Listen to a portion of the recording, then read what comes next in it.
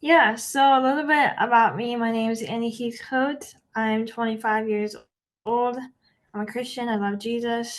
I am a graphic and web designer and have my own freelance business doing that and helping clients. I used to play an adaptive sport called power soccer.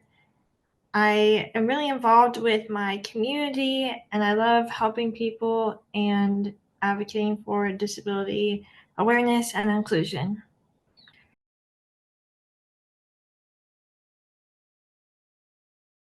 Yeah, so when I graduated college, after 4 years, I got two associate degrees, one in web and digital media design and one in um, graphic design and illustration.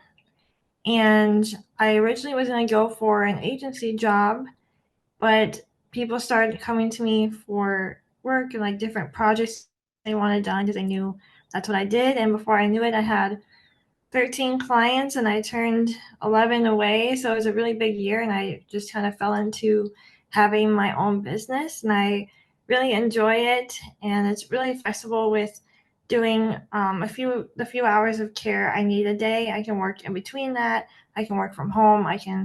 I drive my own adaptive vehicle so I can go and see different clients for meetings and things if I need to. So it really works well for my life and I'm really enjoying it.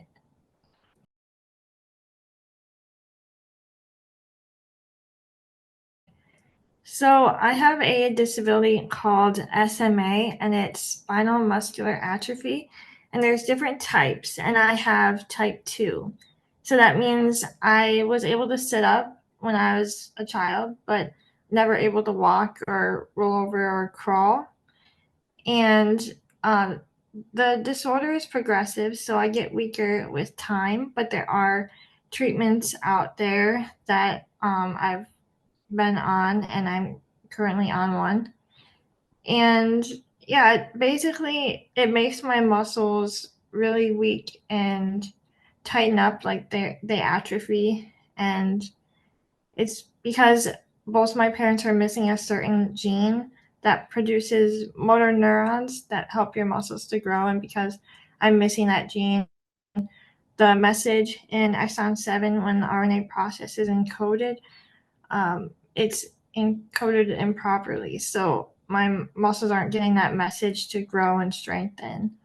And so because of that, I'm not able to like grow muscle and my muscles get weaker over time and tighten up. So I'm in a power wheelchair, but I have a very full life. I do a lot of things and I don't let it hold me back. And I just live life to the fullest every day.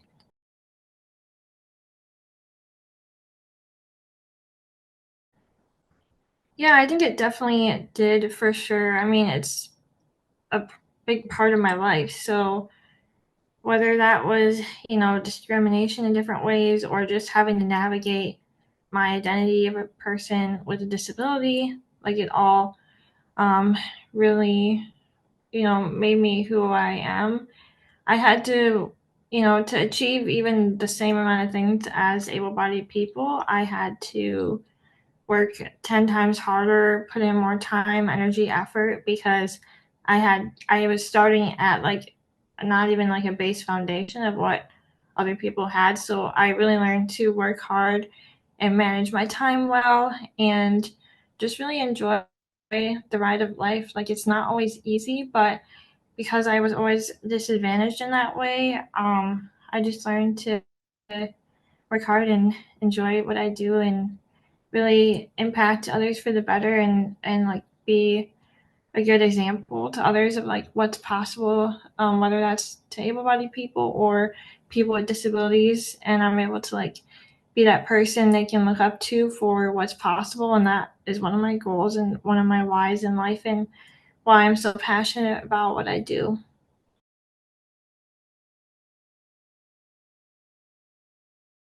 Yeah, so in school growing up, I specifically remember I got an IEP plan, so it really helped me. Like in the classroom, I got an aide that would help me write because I got fatigued. So she would take notes for me so I could just really listen and pay attention. Sometimes I would get extra time on tests because it took me physically longer to fill out answers and things like that.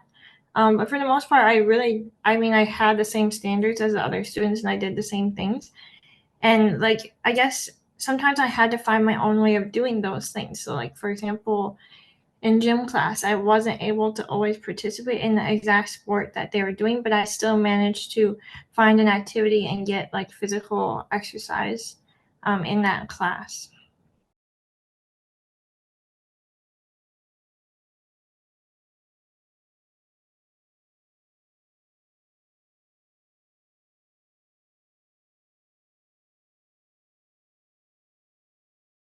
Yeah, so the process of being Miss Wheelchair Wisconsin 2023 was a really cool journey. Basically, it started out because a friend of mine in the disabled community, she reached out and she's like, "You'd be really good at this. I think you should try it out." And I was like, "It sounds really great. Like that'd be cool." And she's like, "You're 21, right?" And I was like, "No, I'm not 21. You had to be 21." And at the time, I was 20. And then a few years later, after COVID was done and everything, and the program was kind of rebuilding, um, I had the coordinators reached out to me and um, they said I should compete, and I filled out an application, got accepted, and on September 24th of 2022, I competed for that title and I won on my first try. And I guess like judging day looked like we had to write and prepare and memorize a 2-minute speech on our platform. And mine is caring is caregiving. So I did that speech and I had to answer questions in private judging and in front of an audience and do interviews and things like that so that they knew that you were capable of advocating for disability and that you were a good spokesperson. And after all that, they decided that I should be the title holder, and it was just such an honor. And I didn't take it for granted. Like, I really wanted to make the most of it. And I said, God, like, just use me this year, and whatever you want me to do, I'll do it. And the Lord really brought so many opportunities my way. I had no idea the kind of impact that I'd be able to make. I just said yes, put in the hard work, and made it happen. And over the course of a year, I was able to do 52 events. So whether that was like interviews or like presentations, things like that, yeah, it was a lot more than I ever would have thought. And some of the responsibilities associated with that volunteer opportunity was, well, it was like a few step process is how I looked at it. So I people would reach out to me about the opportunity to come speak or something, and then I would like coordinate time to make that happen. Then I'd prepare for the speech and like prepare the presentation and what topic of disability they want me to speak on, and then I'd go to the event and do that, and then I would post about it afterwards on my Facebook page. And that was like, and I did that over and over again for like all of the events. So it was definitely a lot of time. I would say like literally a part-time job for sure, but it was worth it. And I would say that was one of the biggest challenges I had as Miss Wheelchair Wisconsin was just managing my life because I like to keep busy, but I definitely overdid it last year because I was Miss Wheelchair Wisconsin, part time. Like that was like part time job, and then I was working part time on my graphic design business. And then at the time, I was playing a sport called power soccer, and that was like 3 hours every Saturday. We'd practice, and then we'd have tournaments. I am really involved with my church, so I go to church every Sunday and like teach Sunday school sometimes and be involved with different activities they had. And like I also started leading a care ministry that my church was starting. And then I also had my disability right on top of that. So that's like 8+ hours of care a day. And then I'd work every waking second in between there that I wasn't eating or sleeping. And I did not eat or sleep as much as I probably should have. But it was a sacrifice for sure. And I don't regret it. It taught me a lot. And I was able to impact over 100,000 people just in that year between in person and online events. And that is something that I will never take for granted. And it was just such a huge honor and worth it. Yeah, so I advocated on a lot of different disability topics because, disability affects all walks of life. And there's, we're just living life like anyone else. So disability involves like so many different topics you could talk about.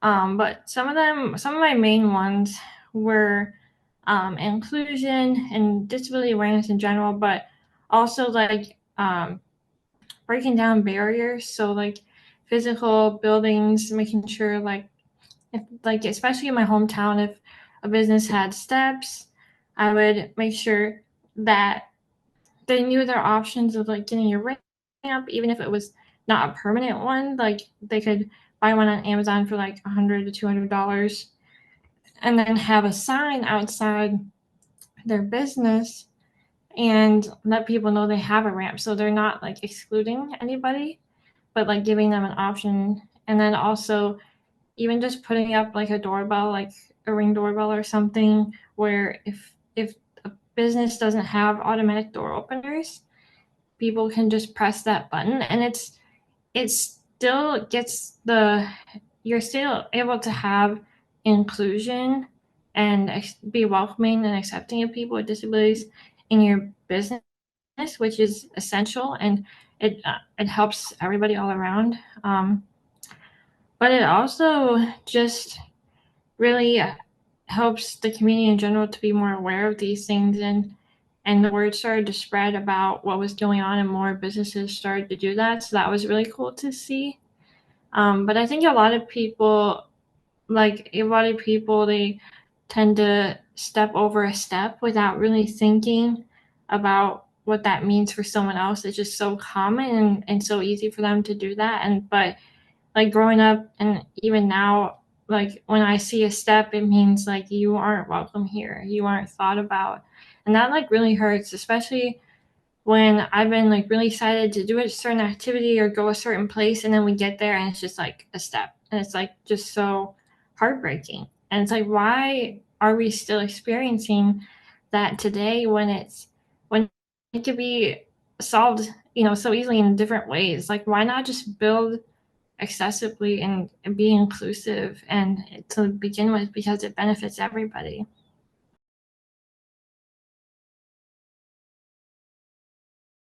For a while, my family had to help out because we just weren't sure what COVID really looked like or what that would involve. It was just so new and scary at the time that my caregivers had off for a few weeks. And I was really thankful to have family to help me out. And then after that, um, I had people come back into the home and wear masks and gloves like during all this time of COVID. And like the caregiver crisis in general, that's separate from COVID, but it's basically a crisis where there's so many more people that need help than people who are willing to help them out, like their daily cares. So, for example, if I don't have a caregiver come get me out of bed, like I'm literally stranded in my own bed, which is like seriously such a fear for me. And it's happened before, and it's really sad and really scary. And I hope no one has to experience that. And that's part of the reason I'm so passionate about advocating, because I just want to make sure like no one goes through the kind of pain and hurt that I have experienced in my life. And if I can be that person to advocate and like make a difference, even if it's just one person, it's totally worth it. But I would say like the caregiver crisis in general, like it's really hard to find people that want to do caregiving because it's just not really on people's radar. So a lot of my message was just educating people on like what a caregiver is, why it's important, how to become one,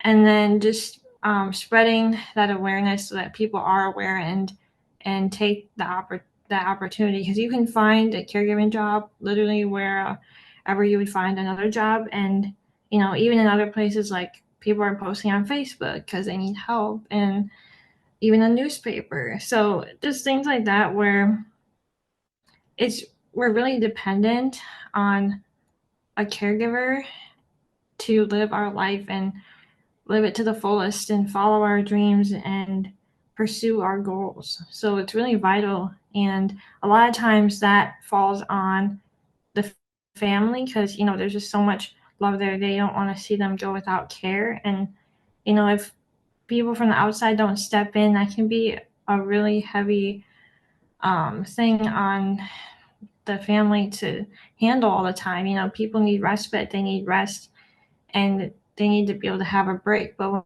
when you have someone that needs 24-hour care, like that is a lot on a family, or however many hours even. It's just that repetition, and that can be hard. So I just really encourage people to step up out of your comfort zone, and like literally anything that you would do for yourself, like getting yourself up in the morning or going to bed, like that's what I need help with. And then you already know how to do that because you help yourself. So you might as well help someone in need.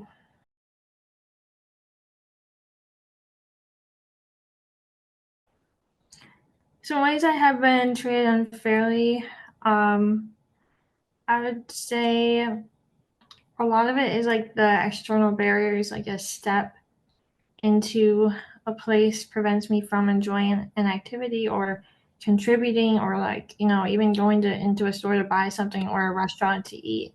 Like that's literally discrimination. And like, we wouldn't do that to any other person. Like we don't say like, oh, you're not allowed in this building. Like that would be really bad. But yet a step communicates that same message. Also, some other things I've experienced is people assume that because I'm in a wheelchair, I'm paralyzed like automatically, and that doesn't necessarily, like, someone in a wheelchair isn't automatically paralyzed. Like I have full feeling. My disability is different. Like I just can't walk because I'm weak, so I have to use a power wheelchair. And some people in wheelchairs can even walk. People are so surprised at that too. And some people have invisible disabilities. There's so many different categories of disabilities, and it affects 20% of the population. And they're just such a wide range. And the main point is you just can't assume what people can and can't do or why they're in a wheelchair. And like we have all these like biases and stereotypes and assumptions of what disability is, or if you're disabled enough. And the truth is, just get to know someone, find out their name. You don't need to ask them about their disability. That doesn't have to be the first question. That's like someone coming up to you and being like, why do you have brown hair? You're like, well, I was born this way and it is what it is. And I really think just including people with disabilities more and following influencers and educating yourself on disability really helps create an atmosphere of inclusivity.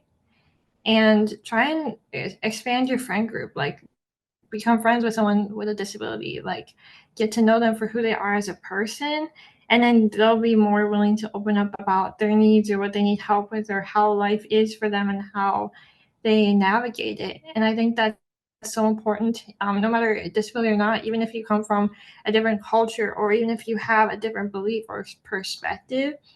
I think it's so vital that we aren't closed off to hearing that we are open and willing to learn and listen. And even if you disagree on some things, like that's okay, but let's like treat people well, as human beings, and come together and just really make sure that we hear each other out and are respectful of one another.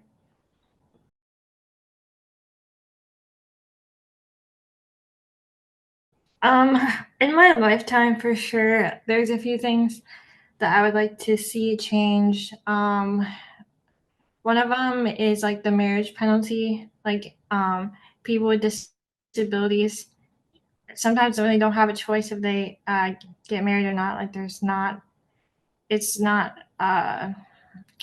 there isn't marriage equality is basically what I'm saying, because people that are on Social Security, they can't have more than 3,000 in assets as a married couple. And like if your partner works, like, I mean, no one can live on that. Like two people cannot live on that. Like even a death fund is counted as more assets than that. So how do you navigate life like that? And people have to choose between getting their caregivers funded by the agency or being married, and you can't expect your spouse to like care for you all the time. So it really hinders people, and it's really, really sad and unfair that that is still going on to this day. And like everyone thinks there's marriage equality now, and that is totally not true. So that's something I hope changes. And another thing is airline accessibility.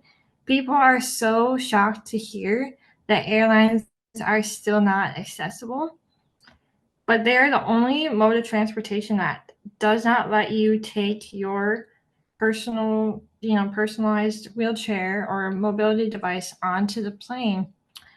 And it's just like a really horrible process. I've flown recently, and I really dread it. I choose to drive more because it's just so invasive. And I guess to explain a little bit more, what's that like? Like you get to the airport, and you do all your regular things.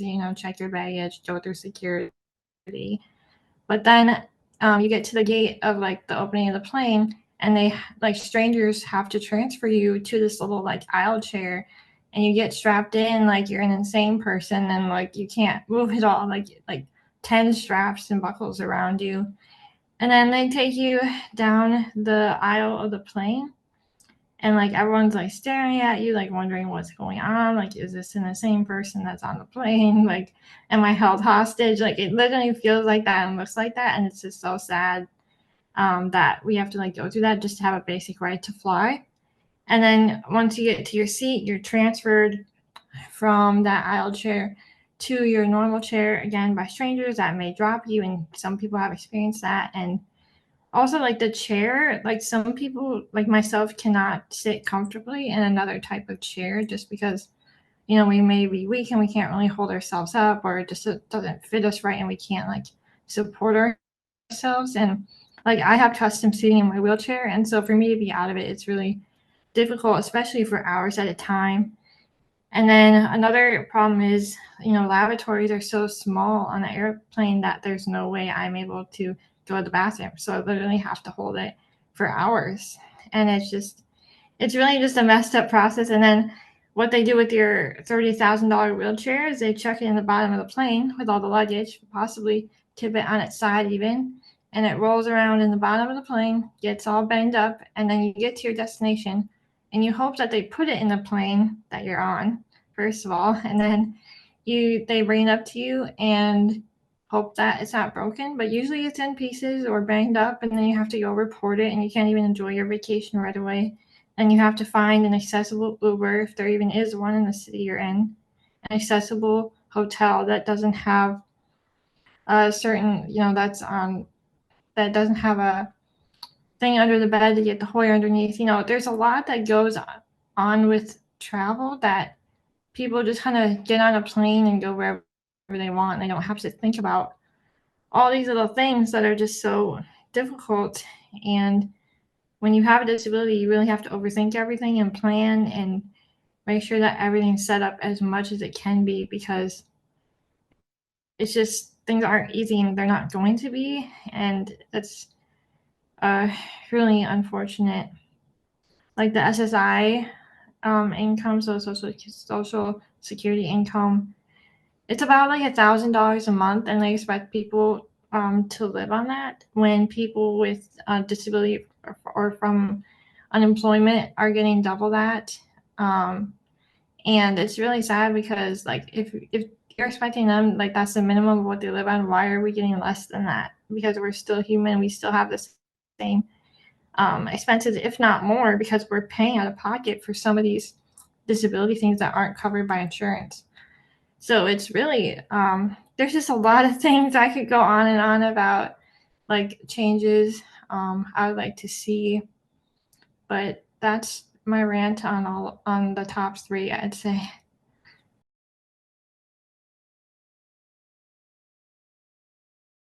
So some things I'm up to now is, after that long year of volunteering, I made sure to reward myself and take a break. So I've really been doing that. It's really different for me because I'm a workaholic, and I'm like, well, what do I have to do? And it's like, I don't have to do anything. I can just be. Like, we're human beings, we're not human doings.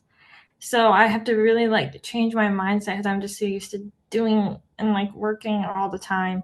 But it's been nice to, sleep in a little bit and work around, I still, work a job and everything, work around my care hours, and then just like have free time to like watch a movie or read a book or do whatever I want, hang out with friends, family.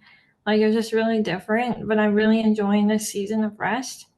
But a neat opportunity that came up from doing all the public speaking of Miss Wheelchair Wisconsin is I'm now moving into the paid public speaking space. So I've been able to be a keynote speaker at a nonprofit gala, and then I'm speaking in Washington, D.C. at the Reef Summit in March. So I'll be a session speaker there. So it's just really cool to see how one opportunity takes you to the next one. And I'm really excited for this new adventure in life and what the Lord has for me.